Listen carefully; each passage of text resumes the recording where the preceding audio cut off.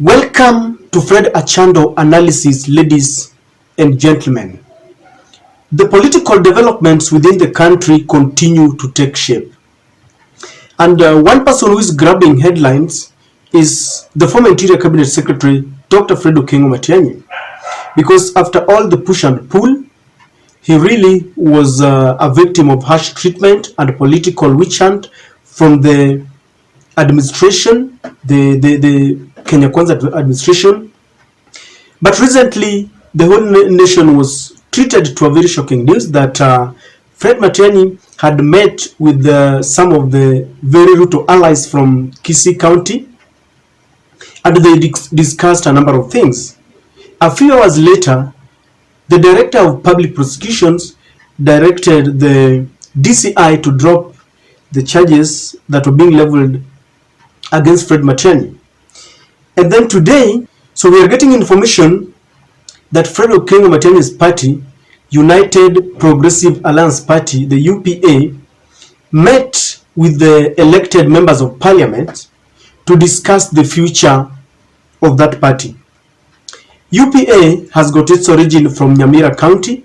It was formed just a few months before the August elections, because Matiangi knew very well that he would later plunge into politics, and they joined Azimio. They produced the Nyamira governor, Amos Nyaribo, who also doubles up as the party leader. They also garnered the member of parliament for Bonchari, and they've got over 20 members of the county assembly. So they met in one of the hotels in Kisii to discuss the future of the party. But there is something that they said that I want us to go to. It says, "It is true we held a meeting on Monday with the elected leaders, but I want to make it clear that we have not joined Kenya Kwanza, and we will not fold to join the United Democratic Alliance. But we have decided to work with the government of the day." He added that they were observing how the ruling government will treat them going forward, which will determine their future decisions. So there are two things here, ladies and gentlemen. The UPA party says they will be working with President William Samoei Ruto for development purposes, and they have said that they will not join the Raila rallies, especially the one on 20th. But they are also saying that they are not joining the Kenya Kwanza team, neither will they fold to join the UDA. Remember, this has been one of the push from the new Secretary General, Honorable Cleopas Malala. This has really enraged the other party members like ANC of Musalia Mudavadi, Ford Kenya of Moses Wetangula, and they have vowed that they are not going to fold their parties.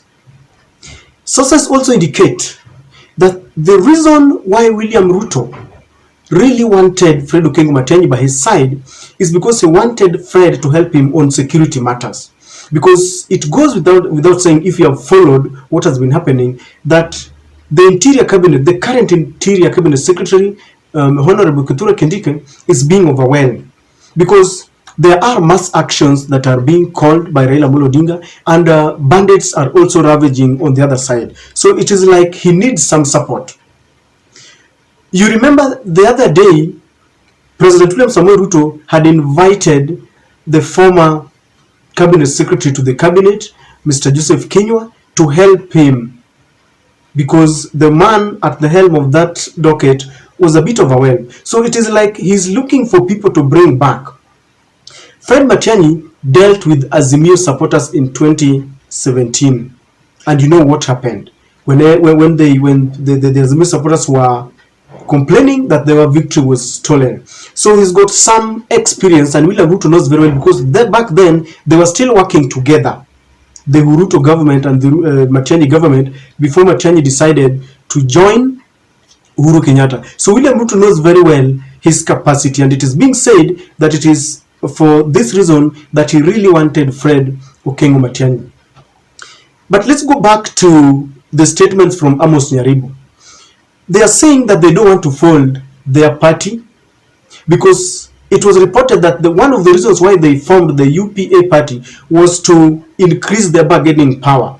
The political situation in Kenya today is that you must have your party as a community. This is why the Speaker of the Senate, Mr. Amason Kingi, was strongly advocating for the PA party so that the Coastalians can also have their party.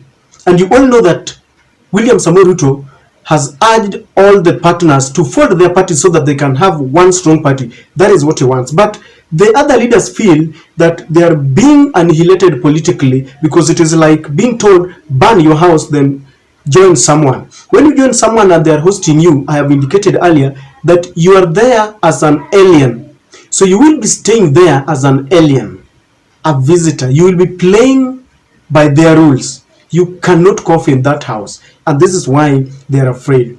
The other thing is that you see them saying that they want to monitor the situation and how the UDA party will treat them before they make the next move. You know, there is nothing like trying to monitor what is happening in UDA, because they have made it very clear that they want all the parties to be abandoned so that they can join the UDA. I think one thing that he doesn't want to say is this. He wants to monitor the reaction of the supporters, because you do not know. The situation in Kenya today is that Kenyans don't care about their leaders. They are going hungry, and they have decided that even if the leaders are going to chicken out in this quest for electoral justice, in the quest to ensure that the cost of living comes down, they will go for it, because there isn't a very fierce demonstration as one that has been initiated by the ordinary man themselves, leave alone this one that has been called by leaders. You know, certain leaders could be going, they can be bought, but when the Wananchi themselves are charged and they want to go, you cannot stop them. So this is why Amos Nyaribu is saying that they want to monitor, because I know at the center of everything is the uncertainty whether the people of Omogusi community will accept their new move, because the hunger that is ravaging in the country is very unselective. It does not select those who are affiliated to one particular party. So this is one thing that he is also monitoring.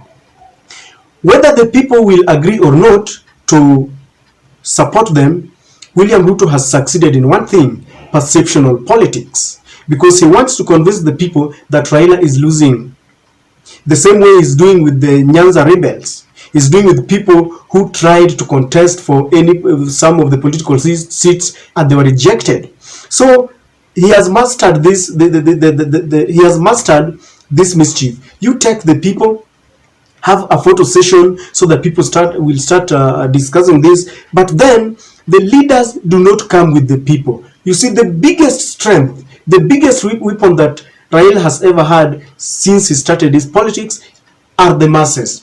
You can take away the members of parliament, but even the people who follow Raila can always produce another member of parliament, another governor, another MCA. So even if you take one of the leaders, the people will still give Raila someone to be with them. And so people are really watching very keenly to see what the Mugusi community will do. Number two, the question of loyalty from Dr. Okengo Matiangi is coming to the fold. You've seen how Raila Odinga stood by his side. You've seen how the former president Uhuru Kenyatta stood by his side, but he is now blatantly abandoning them. Asante Apunda ni Mateke. And people are asking, can he be trusted moving forward? Because you also Raila going to the DCI headquarters, going to his house at night when he was being persecuted and being witch-hunted by this administration. Now he has joined them, and it is like he's telling the Azimio that I no longer need you. So that is also coming very closely. The momentum that Raila had gained to go for these mass actions could be reduced maybe a little bit, because now there are people who will see that Matiangi is not for this, and so they can reduce the momentum. But I don't think this will really be a very big impact, because it was about the people, and not about Matiangi. Matiangi has a right. If he has decided to work with William Samoei Ruto, this is one thing that I always maintain. Everyone has a right to work with whoever they want. But it will not derail the process. It will not change the focus, because the train has already left. I'm just quoting the members of the Azimio who are saying that the train has left and nothing can deter them, nothing will stop them. So ladies and gentlemen, I don't know what you think about the party. Do you think the party moving away will affect Azimio in one way or the other? And the Mugusi community, which way, if there's someone in this channel from the Mugusi, which way are you for Azimio or Kenya Kwanza? Share with me in the comment section.